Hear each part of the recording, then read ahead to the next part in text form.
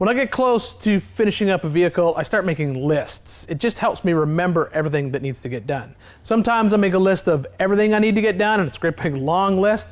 And then other times, it's just a list of what I need to get done when the vehicle is in a specific part of the shop. In this case, I got the wagon up on the lift, and I just walked from the rear bumper to the front bumper, looking underneath, and just made a list of everything that has to get done underneath the truck before it comes back down. It just helps me remember everything that I need to finish up, and that way you make sure you don't miss anything when you're working on the vehicle. Now don't get discouraged, because as you work through your list, you're gonna see something that you missed. Just go ahead and write it on the bottom. That way you make sure you don't miss it. When you're finishing up a rig, a list, it'll be your friend.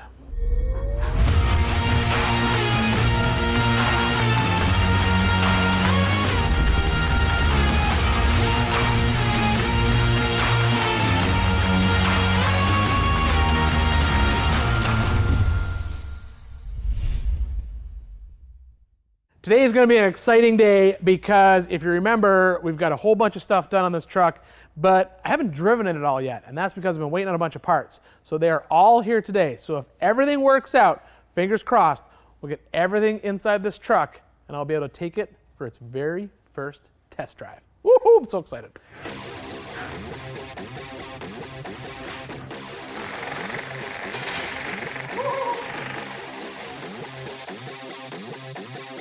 I'm going to start today with the shocks. I chose Radflo JK shocks for a couple of reasons. First, I wanted a shock that I could customize the valving in, because I know the weight of this wagon is not going to be the same as a Jeep JK. And because these are tunable and rebuildable, I can do that. Plus, I love how well my Radflo's shocks work on my Ultra 4 Pre-Runner, so I'm confident that these are the perfect choice for the wagon.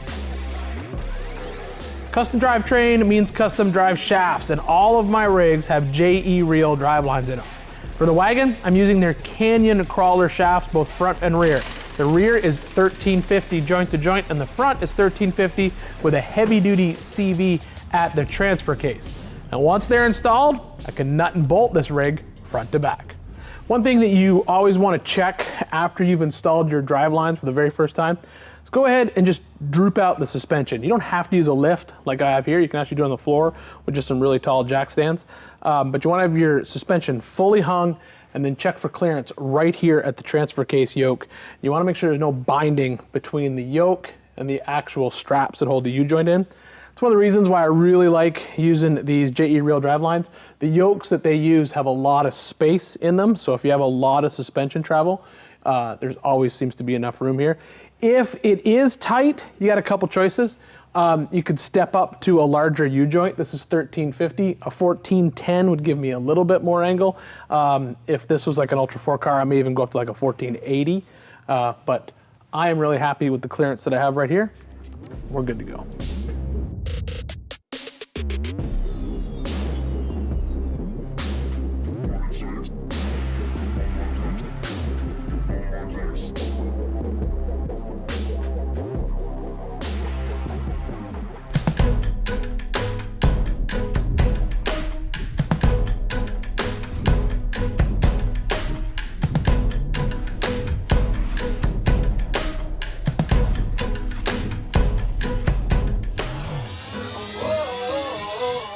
I use these full braided lines from Crown Performance pretty much on all of my rigs. I just like them a lot. Number one, super strong. I've actually had them get wrapped up on tree roots on the trail and break a banjo bolt in a caliper, and the line didn't fail. I just had to replace the banjo bolt.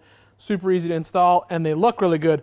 A lot of people ask about if you feel any pedal fade with a full braided line like this and no hard line, and you don't with these, because these are like 5 layers. There's like a Kevlar layer inside, and then another layer, and then the stainless braid layer, and then a protective layer, and then the color layer. So it is just as strong as a steel line, plus looks a lot better.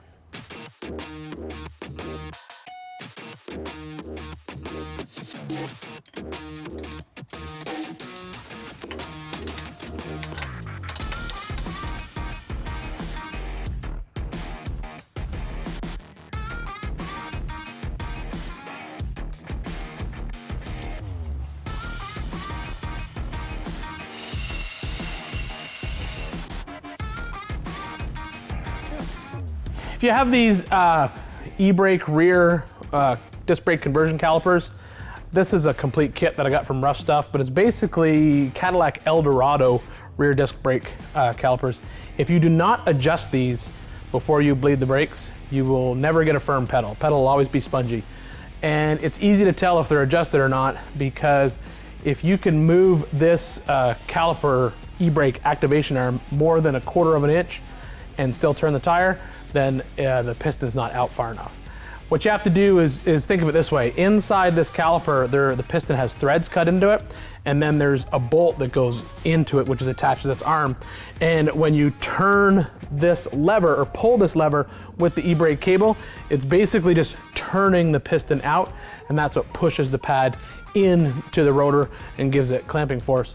It's not that big of a deal to adjust it. Best way to do it, start by taking the tire off.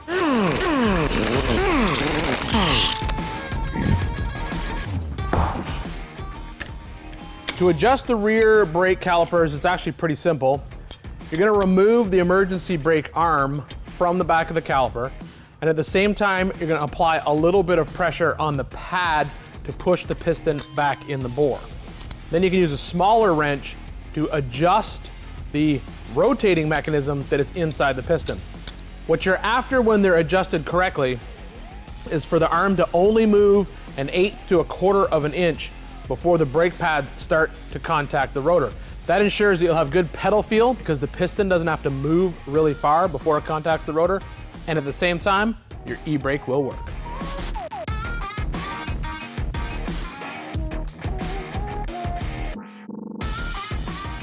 Last item on the checklist today is to fill all the fluids and bleed the brakes. I'm using the Motive Products Powerfill to fill everything underneath the truck and their brake bleeding pressure bleeder system for the brakes. I love how simple this makes the job, and it also helps keep everything clean.